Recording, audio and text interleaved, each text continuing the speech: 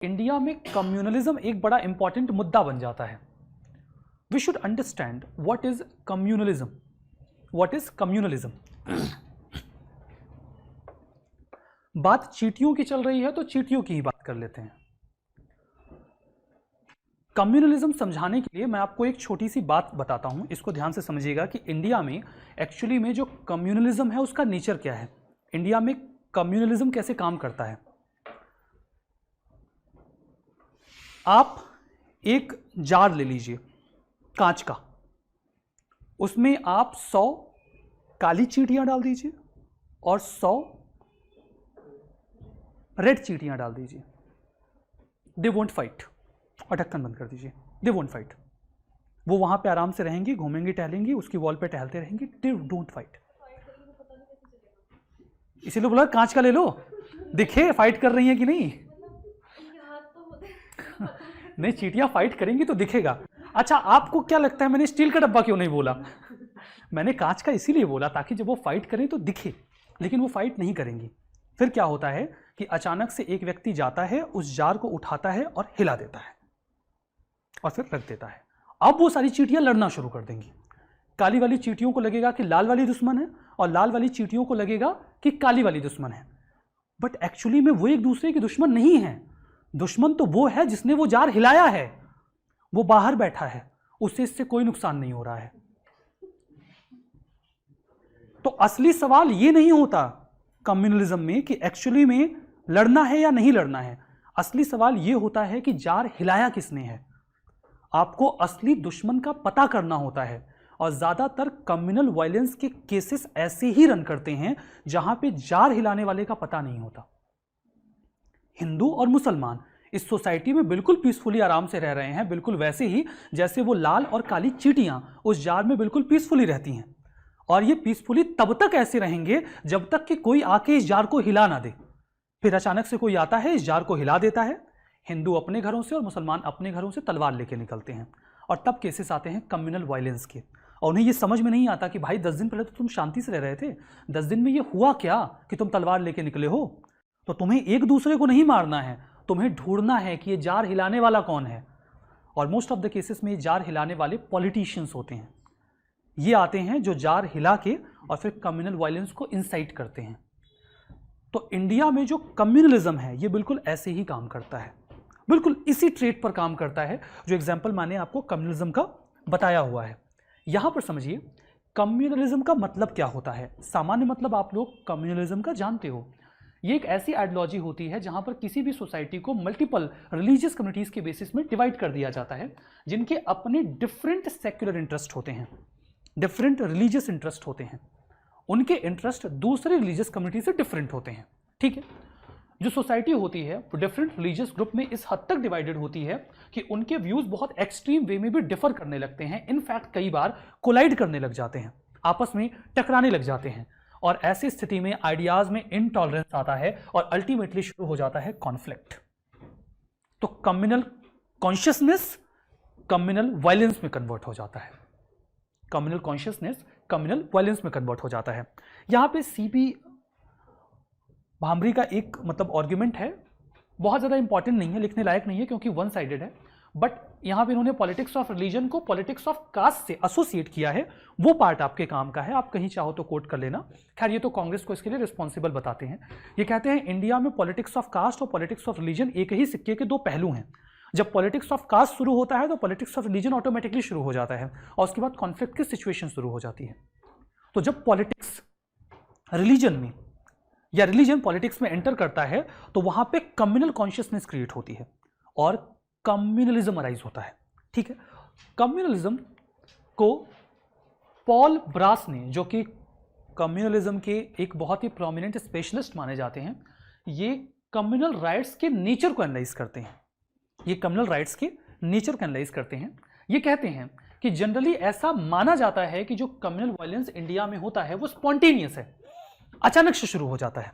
But ऐसा कुछ नहीं है। कम्युनल वायलेंस स्पॉन्टेनियस नहीं होता। वास्तविकता में ये वेल प्लान्ड और मैनेज्ड इवेंट्स होते हैं। इंडिया में most of the communal riots well planned और मैनेज्ड इवेंट्स होते हैं। इन्हें प्लान किया जाता है, इन्हें मैनेज किया जाता है। ये एनालिसिस मेरा नहीं है, ये एनालिसिस इन महाशय का है। क्योंकि हर व्यक्ति किसी न किसी फॉर्म में जो कम्युनल वायलेंस होता है उससे कोई ना कोई बेनिफिट अटेन कर लेता है। उन लोगों की बात की जा रही है जो इसको इंसाइट करते हैं, जो कम्युनल वायलेंस फैलाते हैं।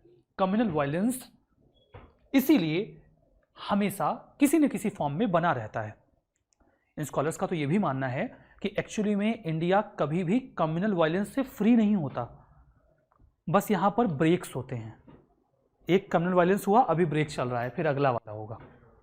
मतलब ये ऐसे एक्सप्लेन करते हैं कि इंडिया की जो पॉलिटिक्स है वो कम्युनलिज्म के जरिए आइडेंटिफाई होती है। कम्युनल वायलेंस यहाँ पे न्यू नॉर्मल है, कॉमन है। जो शांति दिख रही है वो मेयरली ब्रेक है, कुछ समय के बाद यहाँ फिर से कम्युनल वायलेंस होगा। ठीक है, इंडिया में कभी भी कम्युनिज्म खत्म होता ही नहीं है। इंडिया में जो एटमॉस्फेयर है वो कम्युनिज्म से कभी भी फ्री नहीं होता है। ये 3 स्टेज बताते हैं कम्युनल वायलेंस के लिए। कहते हैं एक होता है एक्टिव और दूसरा होता है पैसिव फेज। जब तक ये एक्टिविटीज नहीं चल रही होती, जब तक वायलेंस नहीं होता, तब तक वायलेंस की तैयारी चलती है, और वो पैसिव फेज होता है। इनके 3 फेज हैं जो बताते हैं। पहला स्टेज है प्रिपरेटरी स्टेज, जहां पर हम वायलेंस की तैयारी करते हैं। दूसरा स्टेज पार्टिसिपेटिंग स्टेज, और तीसरा स्टेज एक्सप्लेनेटरी स्टेज। तीनों स्टेज के क्या फीचर्स होते हैं मैं अभी एक्सप्लेन करता हूं आपके लिए। समझिए कि कैसे एक्सप्लेन कर रहे हैं कि इंडिया में जो कम्युनल राइट्स हैं ये कैसे काम करते हैं, how communal riots work in India. Sorry, वो गलत लिख दिया गया है यहाँ पे।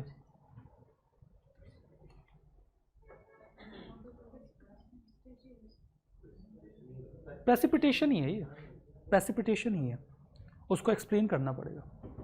प्रेसिपिटेशन स्टेज ही है। थोड़ा अनइवन लग रहा है ना, यहाँ पे प्रेसिपिटेशन नहीं होना चाहिए, बट है। कम्युनल वायलेंस का प्रेसिपिटेशन शुरू होता है, मतलब वो सेंस वही है, इट्स प्रेसिपिटेशन। तो देखिए पहला स्टेज कौन सा है। जो पहला स्टेज है प्रिपरेटरी स्टेज, इसमें क्या होता है, रिहर्सल की जाती है। यहाँ पे कम्युनल वायलेंस की रिहर्सल शुरू होती है। लेबर्स का डिवीजन किया जाता है, और जो फायर टेंडर्स होते हैं उनका रोल डिफाइन किया जाता है, किसको क्या करना है कि कम्युनल वायलेंस शुरू हो। फायर टेंडर्स कौन होते हैं? फायर टेंडर्स जैसे अभी फायर डिपार्टमेंट होता है ना, उसकी गाड़ियाँ होती हैं जो एक्चुअली में फायर इक्विपमेंट को कैरी करते हैं उनको बुझाने के लिए, बट ये लोग जलाने वाला कैरी करते हैं। इनके फायर टेंडर्स आग लगाने वाला कैरी करते हैं, आग लगाने का टेंडर। तो मतलब ये लोग पूरी तैयारी करते हैं कि एक्चुअली में वायलेंस को कैसे फैलाना है। ठीक है, तो ये जो पहला फेज होता है कम्युनल राइट्स का वो होता है प्रिपरेटरी, और दूसरा जो स्टेज है दैट इज प्रेसिपिटेशन स्टेज। ये वो स्टेज है जहां पर वायलेंस इरप्ट होता है, मतलब शुरुआत होती है, और यहां पर रोल आता है एक कन्वर्जन स्पेशलिस्ट का, जो पीस को कम्युनल वायलेंस में या कम्युनल राइट में कन्वर्ट करे। ये कम्युनल राइट्स के एक स्पेशलिस्ट होते हैं, ये पॉलिटिकल लीडर्स होते हैं जो स्पेशलिस्ट होते हैं। इनको पता होता है कि राइट्स कैसे करवाने हैं, दे नो कि कम्युनिटीज को आपस में कैसे लड़वाना है। ठीक है, तो सेकंड स्टेज पर रोल आता है इन कन्वर्जन स्पेशलिस्ट का, जो कम्युनल राइट को शुरू करवाएंगे। ये जाके स्पीचेस देंगे, लोगों को इकट्ठा करेंगे। ठीक है, नहीं, रिलीजियस कन्वर्जन से नहीं है, पीस की सिचुएशन को वायलेंस के सिचुएशन में कन्वर्ट करने वाले लोग, राइट्स को शुरू करने वाले लोगों को कन्वर्जन एक्सपर्ट कहा जाता है। यहां डिनोट करता है पॉलिटिकल लीडर्स जो इसको एक्चुअली में स्टार्ट करवाते हैं। हमेशा राइट्स वैसे पॉलिटिकल लीडर्स नहीं करवाते, रिलीजियस लीडर्स भी स्टार्ट करवाते हैं राइट्स। तो पॉलिटिकल लीडर्स, रिलीजियस लीडर्स, ये सभी लोग ये राइट्स शुरू करवाते हैं। तो इन लोगों को कन्वर्जन एक्सपर्ट कहा जाता है। फिर शुरू होता है तीसरा स्टेज, जिसे कहा जाता है एक्सप्लेनेटरी स्टेज। राइट्स हो गया, बहुत सारे लोग मारे गए। जब सब लोग मारे जाते हैं तो उसके बाद ये लीडर्स बाहर निकलते हैं, वो पॉलिटिकल हो सकते हैं, रिलीजियस हो सकते हैं, जिन्होंने इन राइट्स को करवाया होता है। फिर वो एक्सप्लेनेशन देना शुरू करते हैं और ब्लेम गेम स्टार्ट होता है कि राइट करवाया किसने है। वो बोलेंगे इन्होंने राइट करवाया, वो बोलेंगे इन्होंने राइट करवाया। हर पार्टी जिसको इससे फायदा होगा वो बाहर निकलेगा और ब्लेम गेम स्टार्ट करेगा कि इन्होंने ये राइट करवाया। ठीक है, उसके बाद अवार्ड फंक्शंस ऑर्गेनाइज होंगे, पिकनिक्स ऑर्गेनाइज होंगी, और जिन लोगों ने इसमें बहुत अच्छा काम किया होगा इन राइट्स में, उन्हें ऑनर किया जाएगा। उन्हें प्राइजेस दिए जाएंगे। वो प्राइजेस अलग अलग वैरायटी के हो सकते हैं। तो मतलब ये बताते हैं कि इंडिया में एक्चुअली में कम्युनल राइट्स होते कैसे हैं। ये आपको देख के लगेंगे कि रैंडम है, बस अचानक से किसी वजह से राइट शुरू हो गया, बट एक्चुअली में ये वेल प्लान्ड होता है, ऑर्गेनाइज्ड होता है और 3 स्टेजेस पे रन करता है। और आप इंडिया में कोई भी कम्युनल राइट देखोगे आपको ये 3 स्टेजेस उसमें मिलेंगे। आपको मिलेगी तैयारी, आपको मिलेगा इरप्शन और आपको मिलेगा लास्ट का स्टेज जहां पर ऑनर्स वगैरह डिस्ट्रीब्यूट किए जाते हैं, एक्सप्लेनेशन दिए जाते हैं कि किसने करवाया। सबसे लेटेस्ट आपको दिल्ली राइट्स मिलेंगे, सबसे लेटेस्ट में वही हुए हैं, उसके बाद तो कोई राइट अभी हुआ नहीं है। तो दिल्ली में जो कम्युनल राइट्स हुए थे वही लास्ट कम्युनल राइट्स हैं जो आपने देखे हैं, जो इसमें इन्वॉल्व थे ना, उनके नाम भी हैं कि किन्होंने, जो कौन है कन्वर्जन एक्सपर्ट्स, तो उनको आप अब जानते हो कि कहना क्या है। अभी तक आपको पता नहीं था कि इनको कहना क्या है, तो ये कन्वर्जन एक्सपर्ट्स हैं जो एक्सपर्ट है राइट्स फैलाने में। तो ऐसा इनको पोस्ट दिया जाना चाहिए, पता तो रहे कि कौन कन्वर्जन एक्सपर्ट है कौन नहीं है। तो ये तो देखिए इनके हिसाब से एक्सप्लेनेशन है पॉल ब्रास का। ये पूरा क्लासिफिकेशन पॉल ब्रास का है। ये पूरा, जब भी आप इसके बारे में अगर कुछ लिख रहे हो तो पॉल ब्रास के ही बारे में लिखोगे। इतना डिटेल में आंसर में लिखने का मौका तो मिलता नहीं है, ऐसे वगैरह में लिखने का मौका मिल सकता है। कम्युनलिज्म एक कॉमन टॉपिक है, कभी भी क्वेश्चन आ सकता है इस पर, ऐसे वगैरह में भी। इंडिया में जो कम्युनल पॉलिटिक्स है उसका इवोल्यूशन कैसे होता है, आप इसे 2 फेजेस में पहले देखो। एक तो प्री ब्रिटिश और दूसरा ब्रिटिश टाइम।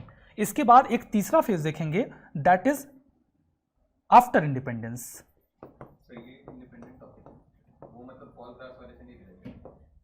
अब हम उसको, वो तो हमने जनरल सा एक मतलब समझा था, अब हम इवोल्यूशन देख रहे हैं। मैंने आपको मीनिंग बताई, मीनिंग बताने के बाद पॉल ब्रास का क्लासिफिकेशन बताया। टॉपिक सेम ही है, टॉपिक तो कम्युनलिज्म ही चल रहा है, बट ये इवोल्यूशन उससे एसोसिएटेड नहीं है। अब हम एक ब्रॉडर टॉपिक कवर कर रहे हैं कि कम्युनलिज्म का इवोल्यूशन इंडिया में कैसे हुआ। तो 3 फेजेस में देखेंगे, एक ब्रिटिश एरा के पहले, दूसरा ब्रिटिश एरा में और तीसरा इंडिपेंडेंस के बाद। इंडिपेंडेंस के बाद, ठीक है। चलिए, कुछ लोगों का ऐसा मानना है कि जब तक ब्रिटिशर्स इंडिया में आए नहीं थे तब तक यहां पे कम्युनल वायलेंस होता नहीं था या कम्युनलिज्म था ही नहीं, ठीक है, कम्युनल राइट्स नहीं होते थे। मार्क्सिस्ट हिस्टोरियन है रोमिला थापर, वो भी इस चीज को एक्नॉलेज करती हैं कि इंडियन सब कॉन्टिनेंट पर ब्रिटिशर्स के आने के पहले कम्युनल राइट्स नहीं होते थे, उनके आने के बाद यहां पर कम्युनल राइट्स शुरू हुए हैं। हालांकि कुछ इंसिडेंट पहले के भी रहे होंगे कम्युनल राइट के, जब अंग्रेज नहीं आए थे तब भी, लेकिन वो एक्सट्रीमली लोकल फिनोमेना हुआ करता था, इनसिग्निफिकेंट हुआ करता था। इतने वाइडर स्केल पर कम्युनल राइट्स की शुरुआत तब हुई है जब इंडिया में ब्रिटिशर्स आए हैं, उनके आने से पहले तक ऐसा नहीं था। It was not there until they were here, जब तक वो यहां नहीं थे, ठीक है। अब आते हैं ब्रिटिश टाइम की। पहला फेज हो गया, सेकंड फेज लंबा है, तीसरा वाला भी लंबा है। सेकेंड फेज में हम बात कर रहे हैं 1857 के रिवोल्ट की। ब्रिटिशर्स को जब रिवोल्ट खत्म हो गया 1857 का, तो ऐसा लगा कि मुस्लिम्स ने ये रिवोल्ट किया है और उन्होंने मुस्लिम्स को काउंटर करना शुरू कर दिया। उसका पहला निशाना वहाबी बने, वहाबियों को सबसे पहले क्रश किया गया क्योंकि वो लीड कर रहे थे कई सारे फ्रंट पर ये रिवोल्यूशन। मुस्लिम्स को उन्होंने रिस्पॉन्सिबल ठहरा दिया और हिंदूज को शुरू में अपीस करना शुरू किया कि हिंदूज अंग्रेजों के खिलाफ नहीं है, मुस्लिम्स अंग्रेजों के खिलाफ है। फिर आते हैं सर सैयद अहमद खान। सर सैयद अहमद खान ने यह सोचा कि अगर इसी तरीके से अंग्रेज मुसलमानों के हॉस्टाइल बने रहे तब तो मुस्लिम्स का डेवलपमेंट कभी हो ही नहीं पाएगा। उन्हें किसी भी शर्त पर मुस्लिम्स को अंग्रेजों के फेवर में लेकर जाना था और इसके लिए उन्होंने साबित करना शुरू किया। उन्होंने 2 ऐसे लिखे, ठीक है, उन्होंने 2 ऐसे लिखे जिसमें एक ऐसे का टाइटल था लॉयल मोहम्मडन्स। ये उनके एक ऐसे का टाइटल था लॉयल मोहम्मडन्स, जिसमें वो ये कहते हैं कि जो मुस्लिम्स हैं वो ब्रिटिश राज के प्रति बहुत लॉयल हैं, ठीक है, और मुस्लिम्स और क्रिश्चियंस तो एक ही ओरिजिन से आए हुए हैं। वो यहाँ पे ये भी बताने की कोशिश करते हैं कि जो मुस्लिम्स हैं उन्हें क्रिश्चियंस के साथ खाना खाना भी अलाउड है। So both are not contrary to each other. अगर कोई कंट्रेरी है तो हिंदूज हैं, तो मुस्लिम्स को सपोर्ट मिलना चाहिए क्रिश्चियंस का। उनका एक दूसरा ऐसे भी था, that was causes of the revolt of 1857। ये उनका दूसरा ऐसे था जहां पे वो ये साबित करने की कोशिश करते हैं कि 1857 का जो रिवोल्ट हुआ था उसके लिए मुस्लिम्स रिस्पॉन्सिबल नहीं थे, उसके लिए दूसरी कमिटीज रिस्पॉन्सिबल थी। ऐसा करके उन्होंने अंग्रेजों का फेथ अर्न करने की कोशिश की। He was quite successful. Britishers ने सोचा कि मुस्लिम्स को साथ में रखना ज़्यादा बेनिफिशियल रहेगा। माइनॉरिटीज को अपने फेवर में लेना आसान होता था comparison to majority. Reason being, minorities जो होती हैं वो हमेशा इनसिक्योर फील करती हैं, ठीक है, और वो एक बार अगर आपके पार्टनर बन गए तो लंबे पार्टनर बन सकते हैं। सिमिलरली वो एक ऐसा समय था जब नेशनलिस्ट पॉलिटिक्स इंडिया में इवॉल्व हो रही थी, नेशनलिज्म इवॉल्व हो रहा था और नेशनलिज्म को लीड किया जा रहा था हिंदूज के द्वारा। तो हिंदूज नेशनलिज्म को लीड कर रहे थे तो मुस्लिम्स को उन्होंने अपने साथ में ले लिया, और यहाँ पर अंग्रेजों के आने के बाद बहुत ही वाइडर स्केल पर कम्युनल पॉलिटिक्स की शुरुआत हुई, क्योंकि 1858 का जो क्वीन का प्रोक्लेमेशन था उसके अकॉर्डिंग वो अब इंडियन टेरिटरीज को ऑक्यूपाई तो कर नहीं सकते थे, तो अब उन्हें इंडिया को रूल करने के लिए डिवाइड एंड रूल की पॉलिसी फॉलो करनी थी। तो इस रेफरेंस में डिवाइड एंड रूल की पॉलिसी शुरू की जाती है इंडिया में 1857 के रिवोल्ट के बाद।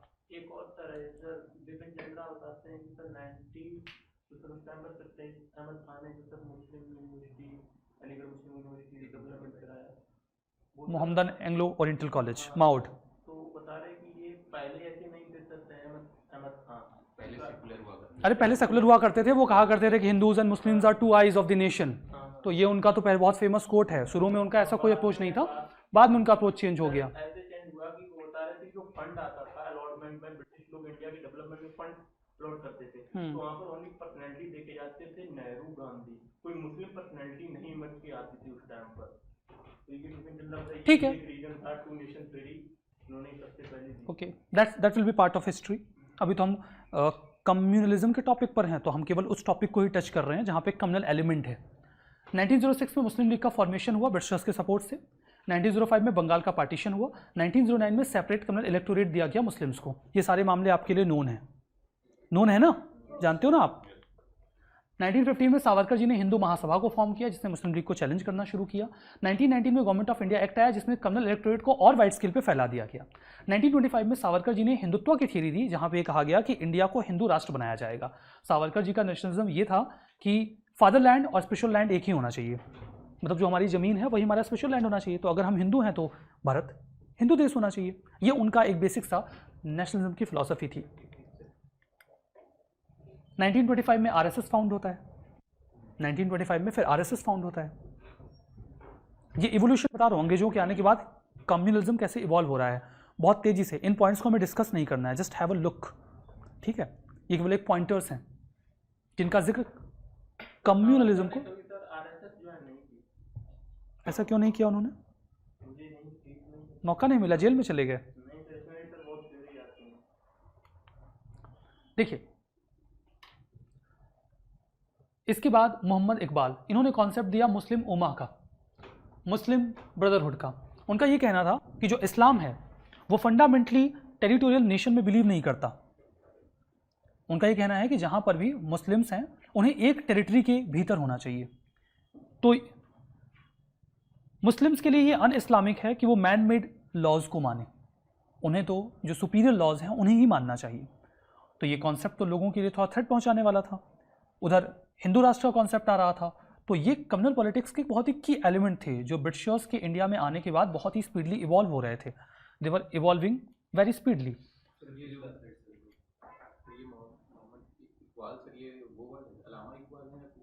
वही है, ठीक है,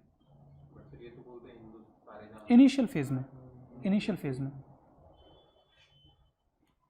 आगे कुछ और स्कॉलर्स हैं जैसे क्रिस्टोफर जेफरलन, ये ब्लेम करते हैं गांधी जी को कि उन्होंने खिलाफत के मामले को सेकुलर मूवमेंट में entry the, and that was the entry of religion in politics.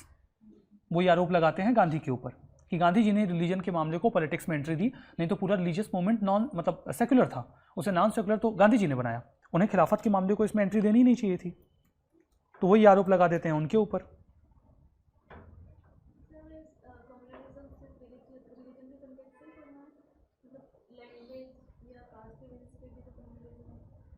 हो सकता है, बट मेजरली आप रिलीजन के बेसिस पे देख सकते हो। कास्ट का टॉपिक एक्चुअली हम अलग से डिस्कस करेंगे, ठीक है, और रिलीजन का टॉपिक वैसे बहुत डोमिनेंट रहता नहीं है।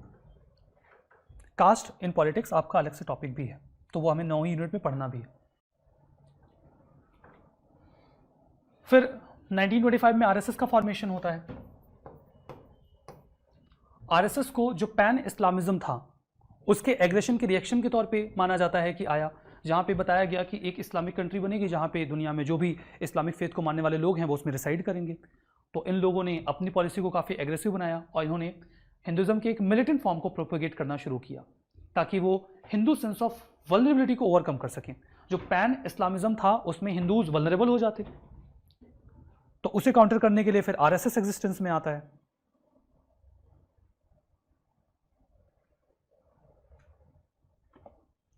– 1932 में कम्युनल अवार्ड आया, रैमजे मैकडोनाल्ड लेकर आए, जिसको गांधी जी ने जैसे तैसे मैनेज किया, और हिंदुज्म के भीतर जो डिवीजन होने वाला था on the basis of caste, उसे होने से रोका गया। इसे हम रोक पाए। ठीक है,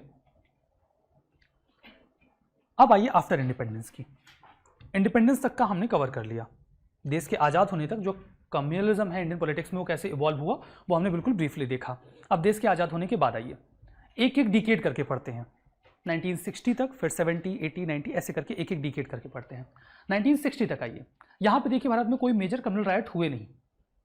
ठीक है, हालांकि कुछ बिटरनेस जरूर रही और इसके बेसिस पे नेहरू जी ने सभी कम्युनल ऑर्गेनाइजेशंस को बैन भी कर दिया था। लेकिन 1960 के ऑनवर्ड्स जो सिचुएशन क्रिएट हुई वो थोड़ी गड़बड़ थी, इसीलिए 1960 के बाद का जो समय रहा उसे सेलिग हैरिसन ने डेंजरस डिकेड कहा। 1960 के बाद का जो इंडिया में डिकेड था उसे डेंजरस डिकेड कहा गया। वो ऐसा क्यों कह रहे हैं, इसे डेंजरस डिकेड क्यों कहा जा रहा है, इसके कई सारे कारण बताए जाते हैं। पहला तो कई सारे कम्युनल राइट्स शुरू हो जाते हैं, इवन पंडित नेहरू जी के समय से ही राइट्स स्टार्ट हो जाते हैं भारत में। ये जबलपुर, रांची, अहमदाबाद, नागपुर, अलीगढ़, कई सारी जगहों पर कम्युनल राइट्स जगह जगह पर शुरू होते हैं, अलग अलग रीजन्स थे। तो 1960s का जो समय था उसके बाद के पीरियड में कम्युनल राइट्स भारत में शुरू होते हैं।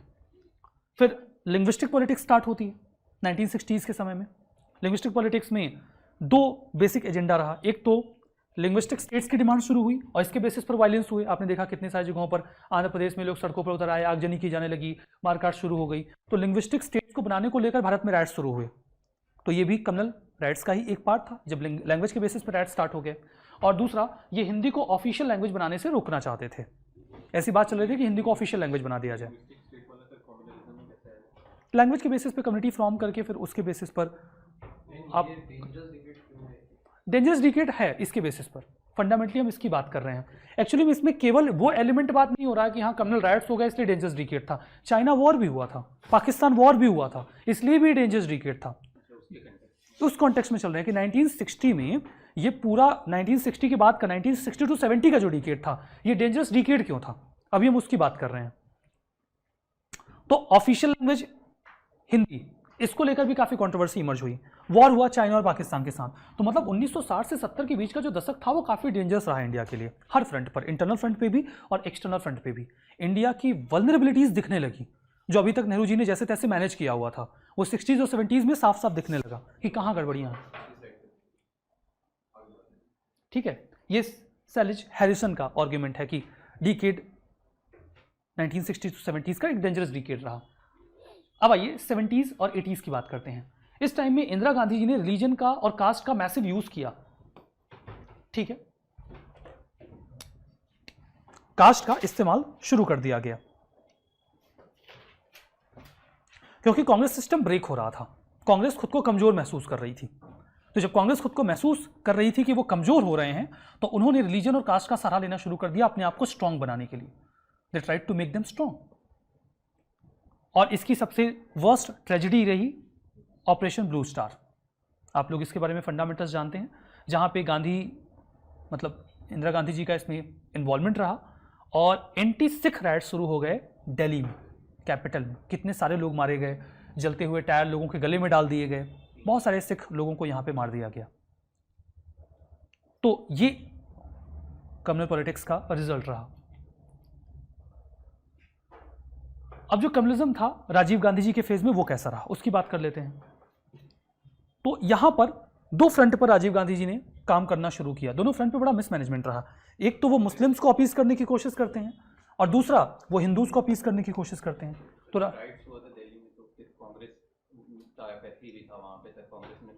कांग्रेस ने कुछ नहीं किया था राइट्स में, तो ये बहुत मतलब कोई एक बड़ा वृक्ष अगर गिरता है, हाँ, तो ये आर्गुमेंट था, ये आर्गुमेंट था।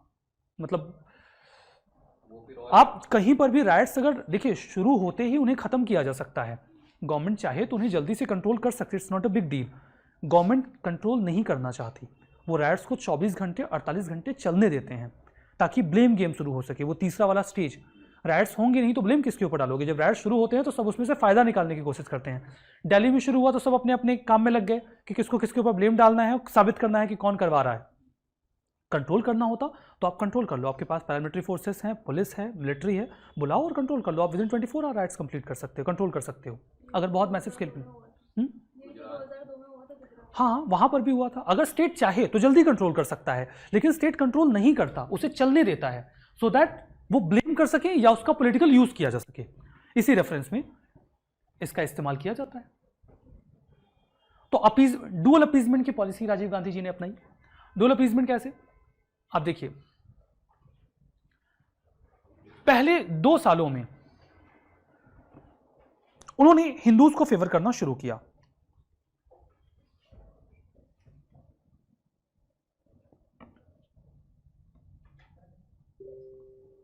क्योंकि उनकी पार्टी से बहुत सारे लोग पार्टी छोड़कर जा रहे थे।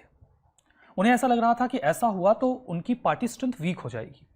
इसीलिए उन्होंने हिंदूज को अपीज करना शुरू किया और राम जन्मभूमि के मामले को उठने दिया गया, उसे सप्रेस नहीं किया गया, दबाया नहीं गया। राम जन्मभूमि का मामला उठने दिया गया। फिर बीच में मुस्लिम्स के लिए अपीजमेंट शुरू हुआ। जब शाहबानो जजमेंट आया, वहां पे कांग्रेस की पॉलिसी यही थी कि मुस्लिम्स को किसी भी फॉर्म में अपने फेवर में लिया जाए। तो शाहबानो जजमेंट एक बहुत ही इंपॉर्टेंट जजमेंट था।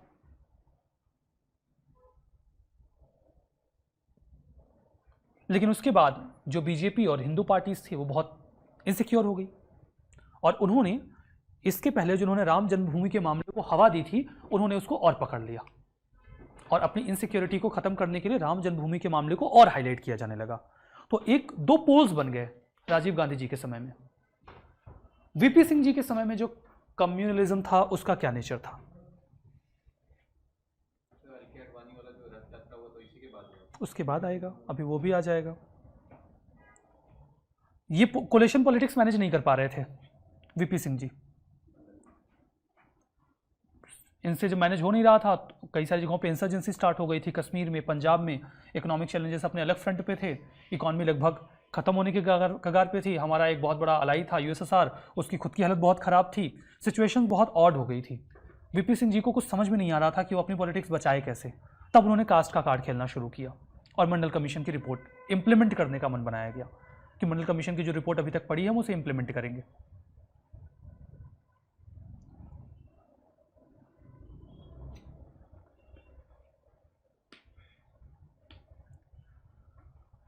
और जब उन्होंने मंडल कमीशन को इंप्लीमेंट करने का मन बनाया तो other backward classes, Hindu caste का एक बहुत बड़ा ग्रुप कवर करता है, तो हिंदूज का एक बहुत बड़ा वोट डाइवर्ट हो रहा था। बीजेपी खुद को इनसिक्योर फील करने लगी। तो जब बीजेपी ने खुद को इनसिक्योर महसूस किया तो उन्होंने रथ यात्रा शुरू कर दी। उन्हें अपनी पॉलिटिक्स बचानी थी, उनके पास रथ यात्रा के अलावा और कोई ऑप्शन समझ में आया नहीं, तो उन्होंने रथ यात्रा शुरू की। रथ यात्रा के रिजल्टेंट आपने देखा कि क्या क्या हुआ। बाबरी मॉस्क राइट्स हुए, बाबरी मॉस्क डिमोलिशन हुआ, मुंबई राइट्स हुए, गोधरा राइट्स हुए और Muzaffarnagar and so on. Rights की सीरीज शुरू हो गई जब ये कम्युनल पॉलिटिक्स आगे बढ़ी, थोड़ा हाइप हुई, हाईलाइट हुई। तो ठीक है, अगर कम्युनलिज्म के ऊपर क्वेश्चन आएगा तो लिखा जाएगा।